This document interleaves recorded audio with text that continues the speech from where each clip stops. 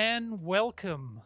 My name is Professor Dean Willett, and I'm here today to talk to you a little bit about North Korean tourism in the Kim Jong-un era, or at least give you my perspective on this sector of North Korea. And so today, we'll talk a little bit about definitions, about tourism and North Korea. B, the past and present, the continuity and changes that I see in North Korean tourism industry. C, some observations, my observations on the trends in the Kim Jong-un era related to tourism, and in particular towards propaganda, development of the economy, and also material and cultural living. And the last part, some concluding thoughts that I have on spaces for contact that tourism offers, as well as a little bit of advice in the post-COVID world on what could be some possibilities for inter-Korean tourism going forward. So we'll start. Now for definitions, you can't talk about North Korea unless you have a definition of what North Korea is. And so some characteristics and perceptions. Well, you have the leadership, and it's a one-party, one-man or one-family rule. We talk about the political system. Well, it's a socialist system. However, there are kind of an authoritarian monarchy, or it resembles authoritarian monarchy. We have a cult of personality with the eternal leaders Kim Il-sung, Kim Jong-il, and now the incumbent leader, Kim Jong-un. There's also a monolithic leadership where they have a supreme leader and a party-state system that with an interwoven party-state and military relations. The ideology, many of you will know, is Juche, and that's roughly translated as self-reliance, self-determination, autonomy of the masses, but under the monolithic leadership system. And this is called the essence of Kim Il-sungism, Kim Jong-ilism, which today is the guiding ideology of the Workers' Party of Korea.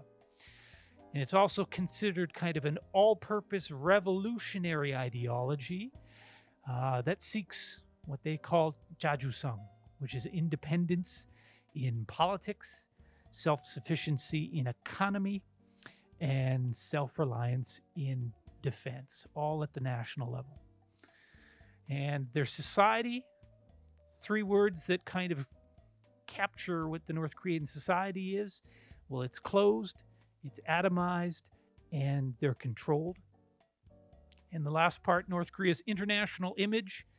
Well, many would see North Korea as an outsider in the international system. They are isolated, and as well, some may even call them a rogue state, based on some of the provocative behavior you see with their missile and nuclear testing. But we're going to talk more about tourism. And to jump into that, I have a couple definitions here. So socialist tourism, from a Western perspective, the Western scholars see North Korean tourism as mainly political tourism and heritage tourism, and it follows what's called a Stalinist economic priorities, or that kind of model, where you have priorities are to serve the equal distribution of goods, to catalyze improvements in economic performance and rapid development, to improve the infrastructure of the country, but more so for the benefit of the domestic population, less so for the actual foreign visitors. Also, tourism under these economic priorities should not harm the environment. They should help to bring in foreign currency for imports. They also preclude foreign ideological and cultural and economic influences, so to shut out those, what they see as negative influences on society. It's there to promote the state's view of international peace and understanding. It's to promote the superiority of the state's interpretation of its own socialist development. And finally, it's there to project a constructed and a self-conscious image of the host state, and in this case, North Korea. And so the tourism then functions for nation building and as part of their national identity. But it's always important when you're talking about North Korea to see what the North Koreans say. And according to the North Korean scholars, what I've read from the literature, they say that they practice what's called socialist tourism and leisure, and that this is not equal to the tourism and leisure in capitalist countries. And so, for example, their definition of leisure would be time left over after spending time with purpose. And that's time spent being independent and creative social animals in a Juche context. And the North Korean scholars see leisure in a capitalist system as time being spent being self-indulgent to satisfy lusts in a material world. So that's how they look at it. Now, more importantly, in the North Korean scholarship from the North Korean academics, they see kind of 5 main roles for North Korea's socialist tourism. And the first role is to serve a propaganda function, mainly external, but I think there's an internal component to this, of course. 2, it's to promote development of the national economy, and especially, but not exclusively, in areas like transportation sector, the construction sector, the light industry sector. Number 3, tourism should make contributions to the harmoniously satisfying workers' material conditions and their cultural living. And number 4, tourism should influence the business of ecological or environmental protection, and it must uphold and consider environmental protection in any kind of tourism planning. And number 5, tourism should be there to augment financial budget revenues, and for example, by increasing the circulation of goods and so forth. So these are the roles that the North Korean academics see tourism playing. Now, moving on. So part B, looking at tourism in the past and compared to the present, the continuity and changes. And this chart just shows tourism in the Kim Il-sung and Kim Jong-il eras, as opposed to the second column, which is tourism in the Kim Jong-un era. And so, in terms of policy and practice, in the Kim Il-sung, Kim Jong-il eras, well, you see a separation of domestic population and foreigners in the tourism, but there's a dual use of these tourism facilities and the hospitality facilities, although they're normally separated. In the Kim Jong-un era, there's mostly separation of the domestic population and the foreign visitors, and there is dual use of these infrastructure and the tourism sites and places, but there are growing interactions, in particular with the tourism and the hospitality workers, the domestic tourists, the youth, the locals and stuff. And part of that is just because under Kim Jong-un, the tourism sector has been growing. And as that sector grows, you have to increase the manpower that is involved in running the industry. Not just tourism guides, but everybody involved in the hospitality and services sector that are related to tourism. Now, the type, of course, you see a heritage or a revolutionary tourism and political tourism in the Kim Il-sung and Kim Jong-il eras, and that's the same in the Kim Jong-un era. However, you also see other types of tourism that are being promoted. There's more sports and leisure, there's some special event tourism, there's even, in a certain way, entertainment tourism that has been happening, and we'll get into that. Now, for the target market and promotion, under Kim Il-sung and Kim Jong-il, the target market for tourism was mostly people from friendly socialist and non-aligned countries, and there was very limited promotion. But under the Kim Jong-un era, we see mainly Chinese tourists. There are some Western tourists and some Southeast Asian tourists, and there's marketing towards them too. But you also see what I would say is domestic tourism, and we'll try and get into that a little bit and why I see them as domestic tourists. You also have more active promotion and marketing, and some of it is indigenous marketing or advertising, but some of it is outsourced. And this may have happened organically. We'll get into that as well a little later. Now, in terms of plans and activities, well, in a short sense, under Kim Il-sung and Kim Jong-il, it was very nascent development of the tourism industry. There was participation. They did try to do things, mainly starting in the late 80s and then the 1990s. But during the arduous march, and especially under Kim Jong-il's reign, tourism was never seen as a real priority. Despite that fact, you did see the Inter-Korean Tourism Project at Mount Gumgang had started under Kim Jong-il, and North Koreans began to get involved a little bit in tourism conferences, tourism organizations at the international level. But there was never, ever a master plan for tourism under Kim Il-sung or Kim Jong-il.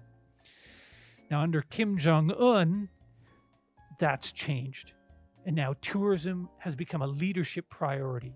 It's part of the national economic plans. It's also tied to Kim Jong-il's leadership image branding, together with sports. It's part of the country's image makeover to try and show North Korea as a modern and normal state. And in a way, it's linked to the legacy and legitimacy of Kim Jong-un. There's been actively movement to develop material resources and manpower in the tourism sector. There's been a lot of infrastructure development, and that has gone beyond Pyongyang, where you've seen stuff in the Wonsan, Kalma area, the Mashikryong ski resort, Samjian, that's up by Mount Baekdu, Shinoiju, and other SEZs and EDZs. And there's been active discussion about tourism among the North Korean scholars. Again, that didn't happen during the Kim Il-sung and Kim Jong-il eras. But also in context, and that's important to note that the context has really changed. During the Kim Il-sung and Kim Jong-il eras, well, you were the Cold War and then the post-Cold War era, socialism had disintegrated internationally. So North Korea lost its security partners, it lost its economic partners, it went through kind of an economic collapse.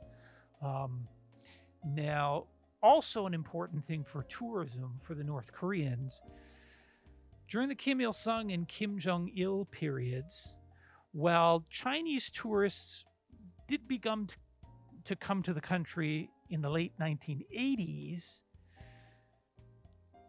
North Korea never had approved destination status from China until about either 2008, 2009, or 2010, roughly in that area.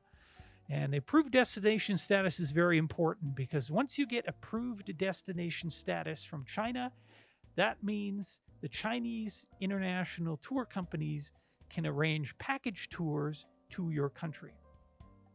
And that really didn't happen, or we didn't see the benefits of that until the Kim Jong-un era, because that's when we see a lot more flow of Chinese tourists. But you also, throughout the 2000s and the 2010s, the Chinese tourists, their purchasing power and their effect on the global tourism market changed considerably. And Kim Jong-un, by being at the right place at the right time as the hereditary successor, he's benefited from that. So now the present. Well, we see today's socialist tourism in North Korea is connected to founder Kim Il-sung's legacy and his instructions from the 1980s and 1990s. Under Kim Jong-un's leadership, well, tourism contributes to the socialist construction, and this includes building up heritage and nature sites to promote revolutionary traditions, protect the environment, improve living conditions, satisfy cultural conditions, modernize the country, and so forth. And tourism development is said to focus on local characteristics in some cases and infrastructure. And up until the end of 2019, tourism was being developed in North Korea to earn foreign currency. And again, put that into context, in 2018, global travel and tourism industry grew by 3.9% and contributed $8.8 trillion and 319 million jobs to the world economy. So based on that alone, you can see why North Korea would have an interest in trying to establish their own tourism industry. And so Kim Jong-un was pursuing all of these objectives, and also tourism has become connected to his symbolic politics. And one purpose of tourism development is to show that North Korea is a normal country, a modern country. And North Korea wants to show this to its domestic and international audience. Normal countries have a tourism industry. And I think that's one thing that North Korea is signaling with this. So some of my observations on the trends in the Kim Jong-un era, and we'll get that. Just two photos of some of the modernization efforts that have been going on. The photo on the left is inside their new Sci-Tech complex, and the photo on the right is the new apartments built in Pyongyang for the Kim Il-sung University professors. So today's North Korean tourism, some general points in terms of policy. Well, again, it's similar to the past times. Tours are planned, controlled, constrained. Plans, actions, and outcomes. Well, there's past visions and plans, but a present interpretation of those visions under Kim Jong-un. You see some civilianization of military properties and facilities. You see expansion and variation in the tourism industry in terms of location, tours, length, transportation, methods, products, and so forth, even destinations. The investment, there's been more investment in human resource development, mainly in the service sector, but also infrastructure and facilities. There's more domestic tour companies, and this is a response to the changed environment. So North Korea itself has established more tourism companies. And there's more B2B, business-to-business connections with international travel agencies. And again, last point I want to make, and we'll get back to this later, is contact and mobility. And from a sociological perspective, there has been little by little more access, some restrictions lifted, more contact with foreigners, especially with Chinese foreigners. And again, the leadership priority and seriousness. So tourism and sport are part of the leader's new image construction. Tourism is officially identified as important to the National Economic Plan. It's mentioned in Kim Jong-un's New Year's addresses and other speeches. Tourism is part of his SEZ policy and new economic development zones. They have amended laws and regulations specifically for tourism zones. And also North Korean scholars have actively discussed tourism and hospitality in various academic publications in North Korea. So what does this show?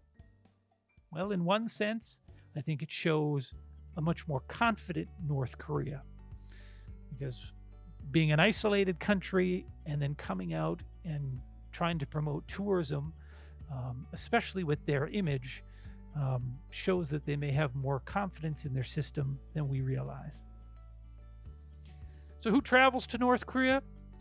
Well, there's non-Chinese tourists, and there's Westerners, and then there are the Chinese tourists. You can kind of break it into those two segments. But there are far more Chinese tourists than there are Western tourists. And the reasons for their travel is a little different as well. And so the market is kind of segmented. But in particular for the Chinese tourists, while it used to be at around 90,000 per year in the 2000s, and then coming up to 2011, 2012, and so forth, it kind of stopped. But after the Kim Il-sung and Xi Jinping summit in 2018, the flows of Chinese tourists began to rise, and rise considerably. But we really don't know, or we don't have an accurate number, because North Korea does not publish statistics on the number of tourist flows into their country, and China stopped publishing those statistics as well back in 2012. But again, looking at the Chinese tourist, if we have the little note, in 2017, 131 million Chinese tourists traveled globally, and they spent $151 billion overseas. And so before COVID-19 crisis, Chinese tourists were a major force reshaping global tourism industry. And domestically, over 500 million Chinese travel within China during their October National Day Golden Week holiday. And since China has developed, and there have been more fluent Chinese and more Chinese people traveling abroad and traveling within China, China being border to North Korea and a friendly socialist state, it's no surprise that North Korea has now started a tourism industry targeting the Chinese tourist. So, tourism, the propaganda or publicity function of it, I'll take a little look at that. Again, this is trends in the Kim Jong-un era. So we have propaganda, just as every country. Tourism is a type of propaganda or publicity, and that's for the host country. And there are different ways to advertise. And one standard type of advertising is magazine advertising. And here you have some magazine advertising from Malaysian magazine. But this costs money to the host state or to the advertiser themselves. Nevertheless, North Korea started to do this, in particular in 2012, when it opened up its regional tourism office in Kuala Lumpur to target Southeast Asian tourists. But what's this? Now, this is another type of propaganda or publicity related to tourism. But thanks to the internet and social media, there are more ways to advertise without having to pay. And here's a web page on TripAdvisor, and that's the world's largest travel platform on the www. So people use it to plan trips, to find hotels and restaurants, compare prices, and so forth. And the members create the content by reviewing the places that they visited. And here are reviews of a place in North Korea. This is the Mashik Pass Ski Resort, the Mashik-ryong Ski Resort. And the reviews are written by tourists who have visited there. And in this way, this is free advertising for North Korea and its tourism industry. And so this is something that North Korea has now benefited from because of the information revolution. And so, again, the reviews that they have on major international travel websites, the travelers do the reviews. They just rate facilities and services and their experiences. But the key thing is that they're non-political and they're neutral.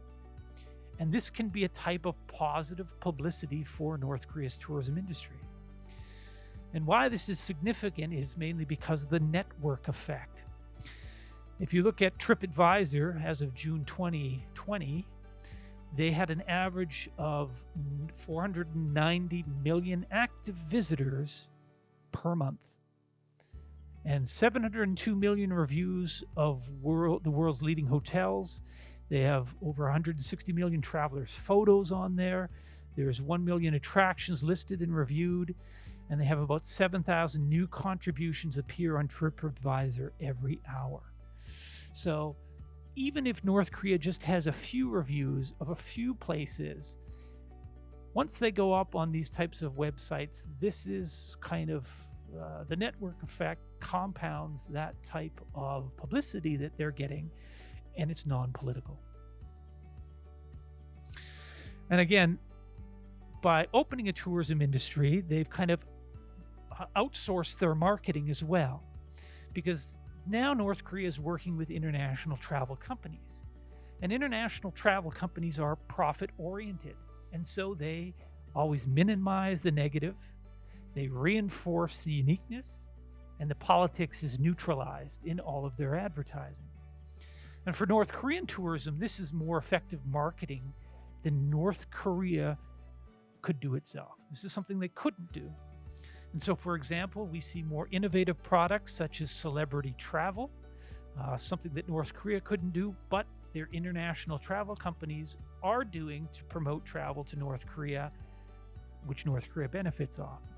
And here's just a screenshot of a website that is promoting a travel to North Korea with a local DJ, a Singapore celebrity. So you can go on a trip to North Korea with him. This was a few years ago when this was made. But also with the international traveling companies, again, the marketing is outsourced because these companies now are trying to promote their travel products to North Korea.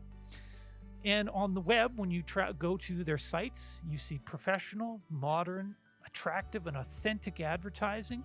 It's persuasive in their write-ups, their photos, the format, and the testimonials. And the main message from all these places, of all these travel companies, is travel, go see for yourself. So despite the negative image that North Korea may have, especially in the Western media, by working with these travel companies or by opening to tourism, in a way there is one means for North Korea to try and attempt to create an image makeover. Also, you have people that travel, bloggers that are out there blogging about North Korea, about their trips. And well, there's always kind of mixed reviews. The message is usually the same. Go see it yourself. So that's positive publicity. And you also have vloggers too, people who make short films about their trips. And these are going up on the internet as well. And this is one, again, a screenshot of one called Indigo Traveler. He made 11 videos of his trip to North Korea. And here's the chart on those 11 videos. He published them in June and July of 2018. And as you move over to the number of views, the column in the orange shows October 2018, how many views each video received. And then the yellow column shows October 2019, how many views that each video received. And then the far right column, the purple column there, that was early November 2020. Again, the number of views that each video received. And as you can see from year to year, those number of views increases. And on these popular vlog sites, you're getting 7 million views, 3 million views, 2 million views of somebody who's traveled to North Korea. And again, this is publicity that North Korea could not get on its own, more positive publicity, but this is a function of the fact that they've opened a tourism industry and they're able to benefit off of our social media and the internet. There's celebrity travel that has occurred in the Kim Jong-un era, most famously Dennis Rodman and his trips to North Korea, although other celebrities have visited North Korea as well. And again, as I mentioned, this is an attempt at trying to do a little bit of an image makeover for themselves, where they're promoting different types of tourism products, like the Pyongyang Marathon, which was open to amateur runners in 2014. And those numbers had steadily increased. There was a little bit of a decrease in 2018 after the Otto Warmbier incident. And in September 2017, Americans were no longer allowed to travel to North Korea. There was a travel ban put in place. So the 2018 numbers for the people who participated in the marathon, those went down. But they went back up in 2019. In 2020, we don't know, but of course there was nothing because of the COVID situation. Now, tourism, tourism's economic development function. Well, as I mentioned, you see tourism there to promote national economic development in different sectors. You see it in the construction of different facilities, such as the new airport in Pyongyang. There's new airports in Kalma and elsewhere. You have the transportation sector that is now involved with tour companies themselves, not only owning and operating buses, but owning and operating their own taxi services in Pyongyang and actually in Rason and some of the other areas. And then products being sold too, both to tourists, locally made products. All of this is there to try and promote national economic development. Again, you see tourism playing a function in the construction in different areas like Wonsan, Kelma, and Samjian. And in particular, the Samjian area, for myself, it resembles a lot of the development in the tourism sector that I've seen in northeastern China that occurred during the 2006. But you also have tourism now connected to the economy in terms of youth employment and jobs, because tourism usually staffs, it needs a lot of manpower for the services and everybody involved, from the tour guides to the guides at the museums or the stores or the hotel clerks or the bus drivers, everybody that's involved, people in sales. All of these help to kind of supply or create jobs for young North Koreans. And again, as I mentioned, it's also connected to Kim Jong-un's economic development zones policy, although how successful that will be is yet really to reveal itself, but it is doing that. But you also see linkages in tourism and hospitality to other sectors of the economy.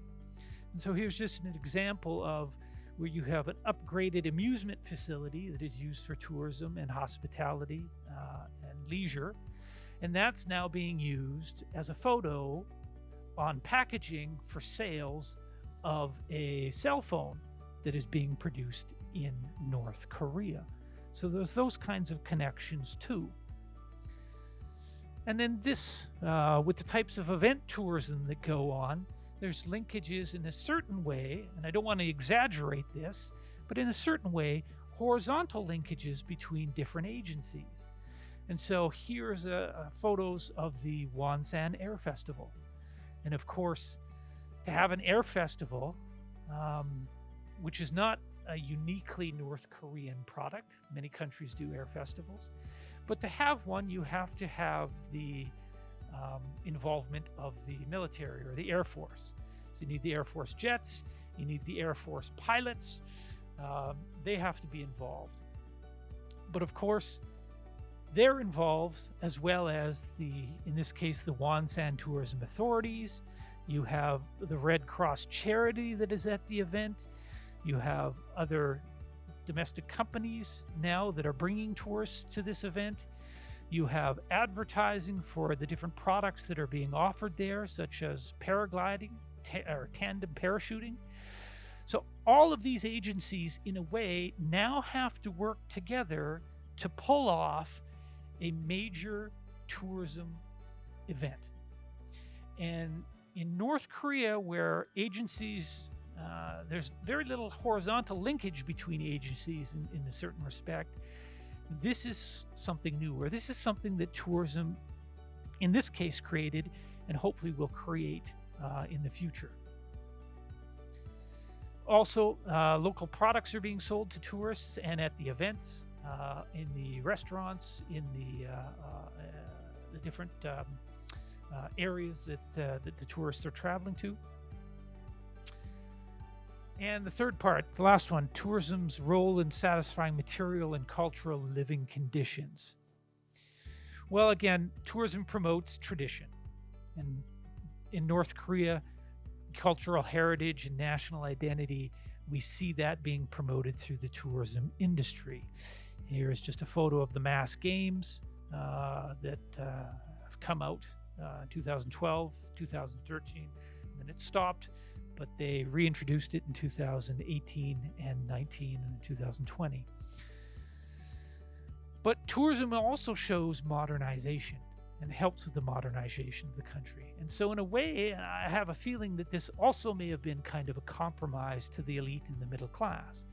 Because to a certain extent, Kim Jong-un's legitimacy is tied to his ability to modernize the country, to make it a prosperous country. And by allowing some tourism development, the elite and the middle class, or the new Donju class, people with money, can benefit from the usage of some of the tourism facilities, like the hotels, the restaurants that are open to them, and then the majority of the people as well to some of the larger facilities that are also built for tourism.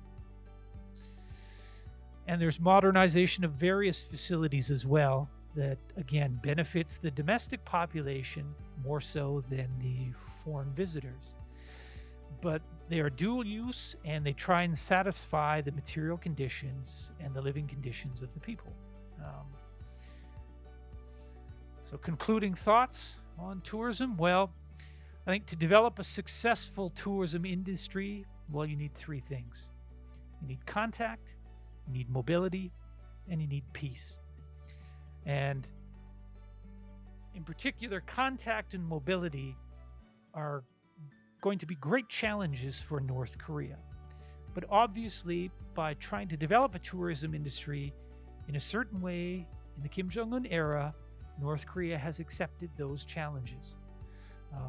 And I say these are challenges because it's a very controlled and isolated and atomized society where there is very little mobility among the population and very little mobility for foreign visitors. But to be successful and to grow this industry, all of those are going to have to open up. There's going to have to be more contact. There's going to have to be more mobility. And also, they're going to have peace to do that. So some of the questions I wonder, does North Korea want contact? Are they signaling opening? And are they signaling peace by developing their tourism industry? And tourism provides spaces for contact in many ways, in education, in entertainment, in volunteer service. And you see that in different areas, not exclusively in Pyongyang, but in various areas around the country where tourists are allowed to go to. You see spaces for contact now in the leisure area, in recreation and sports zones. Under the Kim Jong-un regime, they are trying to promote themselves more as a leisure society. And so these spaces are opening up a little bit more. And there are opportunities for contact in these areas.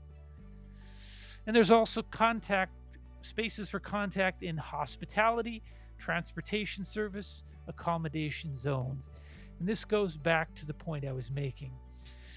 To develop tourism, as it develops, you need to develop more manpower. And people have to be put into these sectors, the services sectors, and interact with tourists, both foreign and domestic.